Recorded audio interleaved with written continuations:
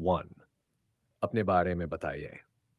मैं फ्लो हूँ, शहर, मैंने आपकी पढ़ाई पूरी की और अगर कोई प्रोफेशनल एक्सपीरियंस है, मैं अनुभव प्राप्त किया है।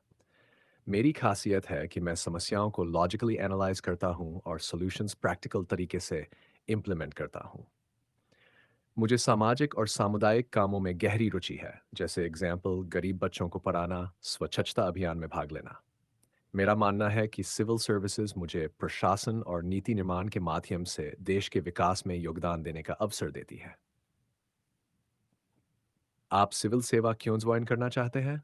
उत्तर: मेरा उद्देश्य केवल नौकरी करना नहीं, बल्कि समाज और देश के विकास में सक्रिय योगदान देना है।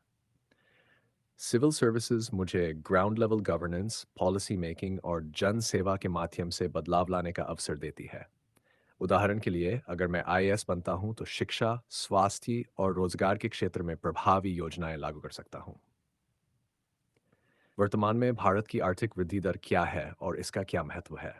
उत्तर: भारत की जीडीपी ग्रोथ रेट लगभग 6-7% है। इसका मतलब है कि देश में आर्थिक गतिविधियां बढ़ रही हैं और रोजगार के अवसर बन रहे हैं। हालांकि रूरल और मार्जिनलाइज्ड कम्युनिटीज में विकास अभी भी कम है। पॉलिसी मेकर्स को इंक्लूसिव ग्रोथ पर ध्यान देना चाहिए। उदाहरण के लिए, एमजी एनरेगा ने ग्रामीण रोजगार में मदद की है और डिजिटल इंडिया ने ट्रांसपेरेंसी बढ़ाई है। 4. क्या आपको लगता है आरक्षण प्रणाली सही है या गलत? उत्तर: आरक्षण प्रणाली मार्जिनलाइज्ड कम्युनिटीज को अवसर देती है। इसका उद्देश्य सोशल जस्टिस है, हालांकि इसका मिसयूज और ओवर रिलायंस एक चुनौती है। मेरा मानना है कि आरक्षण सिस्टम पीरियाडिकली रिव्यू होना चाहिए और इकोनॉमिक क्राइटेरिया को भी कंसिडर किया जाना चाहिए।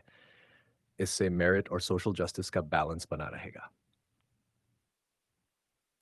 5. वर्तमान अंतर्राष्ट्रीय मुद्दों पर आपका दृष्टिकोण, जैसे क्लाइमेट। उत्तर: क्लाइमेट चेंज एक गंभीर ग्लोबल चैलेंज है। इससे एक्सट्रीम वेदर इवेंट्स, सी लेवल राइज और बायोडाइवर्सिटी लॉस जैसी समस्याएं होती हैं। भारत ने पेरिस एग्रीमेंट में कमिटमेंट दिया है और सोलर विंड एनर्जी में निवेश बढ़ाया है। मुझे लगता है कि टेक्नोलॉजी ट्रांसफर और इंटरनेशनल कोलैबोरेशन से सस्टेनेबल डेवलपमेंट को बढ़ावा देना चाहिए। 6. भारत में भ्रष्टाचार को कैसे कम किया जा सकता है? उत्तर: भ्रष्टाचार को कम करने के लिए 1. ट्रांसपेरेंसी और डिजिटाइजेशन, ई गवर्नेंस से इरेगुलरिटीज कम होती है। 2. Strict legal framework, anti corruption laws का सख्ती से पालन। 3. सिटीजन अवेयरनेस, पब्लिक पार्टिसिपेशन से अकाउंटेबिलिटी बढ़ती है। उदाहरण: डायरेक्ट बेनिफिट ट्रांसफर डीबीटी ने सब्सिडीज में लीकेजेस कम किए हैं। आपके अनुसार भारत की सबसे बड़ी चुनौती क्या है? उत्तर: भारत की सबसे बड़ी चुनौती समान विकास और सोशल इनइक्वालिटी है। अर्बन रूरल डिवाइड, शिक्षा, स्वास्थ्य और रोजगार में डिस्पैरिटीज मुख्य समस्या है। टारगेटेड पॉलिसी इंटरवेंशंस और इंक्लूसिव ग्रोथ स्ट्रेटजीज इसे एड्रेस कर सकती हैं। उदाहरण: प्रधानमंत्री कौशल विकास योजना, नेशनल रूरल हेल्थ मिशन। आपके अनुसार एक अच्छे नेता की विशेषताएं क्या हैं? उत्तर: एक अच्छा नेता 1. ईमानदार और एथिकल, विजनरी और निर्णयक्षम, जनता की जरूरत समझने वाला, दूसरों को इंस्पायर करने वाला। उदाहरण: प्रधानमंत्री नरेंद्र मोदी ने डिजिटल इंडिया और स्वच्छ भारत जैसी योजनाओं से नेतृत्व दिखाया। 9. हाल ही में भारत में कोई महत्वपूर्ण कानून या योजना बताइए। उत्तर: पीएम गति शक्ति national master plan infrastructure projects को इंटीग्रेटेड और टाइम बाउंड तरीके से इम्प्लीमेंट करता है।